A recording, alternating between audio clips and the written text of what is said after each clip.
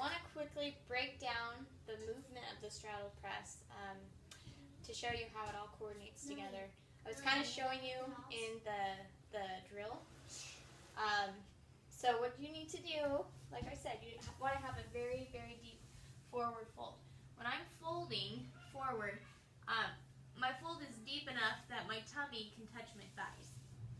So you wouldn't think, usually people don't think about flexibility in their handstand pressing, but that's a huge part of it. So if your legs aren't very flexible yet, standing on blocks might help, but I would strongly encourage working on your flexibility. I have a video on my YouTube channel. It's called PNF Stretching, and that has helped a lot of people open up their hamstrings. So go look at that if you need help with your flexibility. So leaning forward, I have my hands, my feet right or behind my hands, and then out to the sides just a little bit. So I'm leaning forward. Now I'm not leaning forward. I'm folding forward, and my elbows are bent. As I start to lean forward, I start to straighten my arms, okay? And as I start to straighten my arms, so if you're just, if you're not, okay, so first just do this. Just lean forward and straighten your arms. Once you get to a certain point, you kind of don't have any weight anymore on your arms, right? Now what you want to do, the reason you're wanting to get onto your tiptoes is because as you get on your tiptoes, it keeps your weight evenly distributed as you move forward. See how my weight just kind of goes away as I straighten my arms and lean forward. If I'm leaning forward with my tiptoes, my hips naturally follow, and the weight continues to be evenly distributed. Okay? So that's the first part of coordinating straddle press. Getting your hips up, tiptoeing, and then bringing your feet off the ground is the next part. Now, when you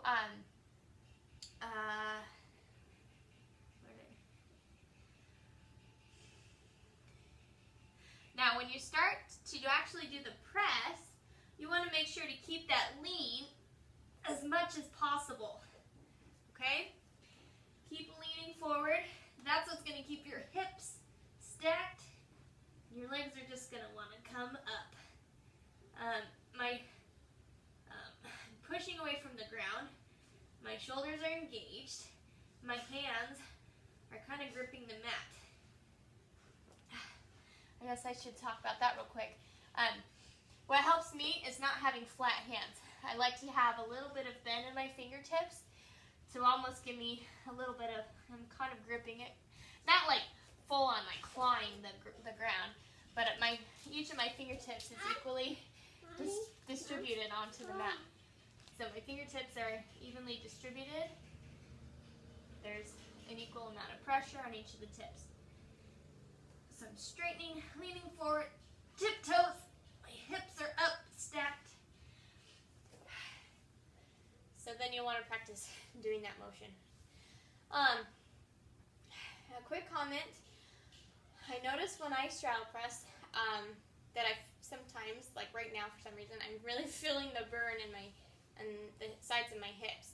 You want to make sure that you have some good range of motion, flexibility, and strength in your glutes and in your hips, because that's going to help pull up your legs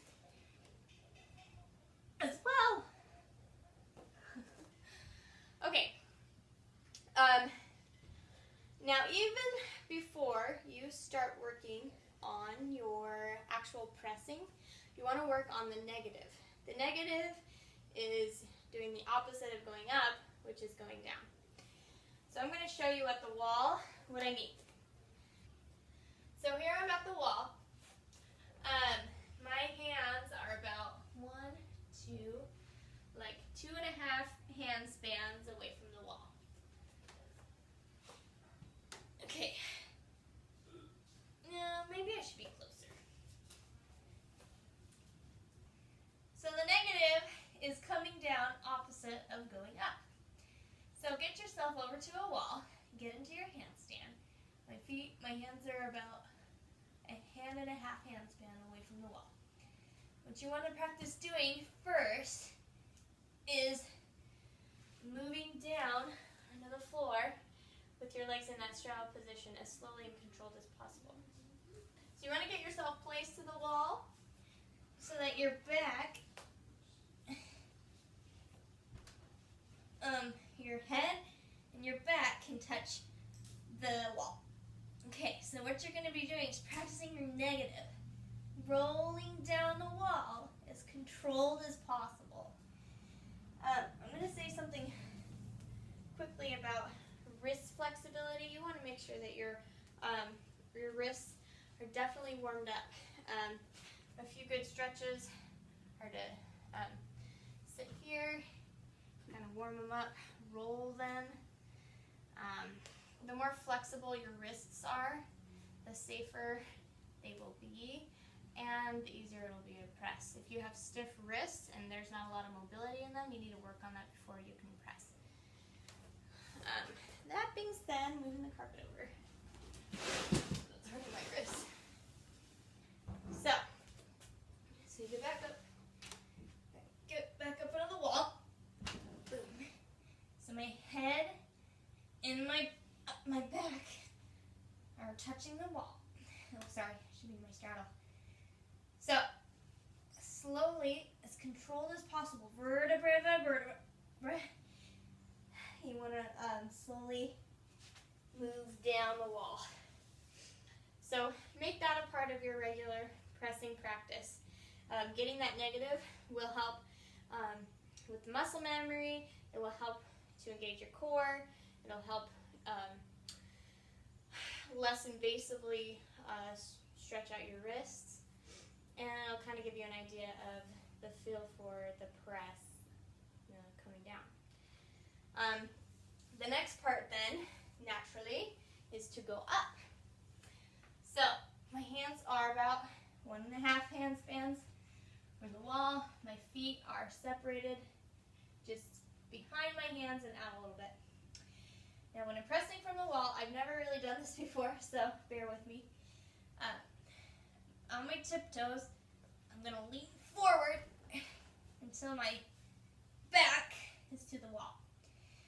So I'm leaning forward, my back's to the wall. But not, you don't want to make your hands too close, but anyway. So get your back to the wall. It's hard.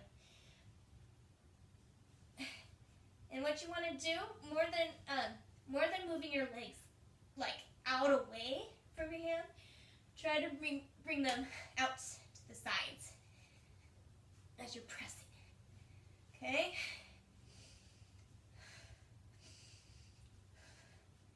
So practice using the wall in that way. Woo! So those are some tips to start working on your press, on your straddle press. Once those elements all come together, you will eventually it'll all just come together and you'll start being able to straddle press.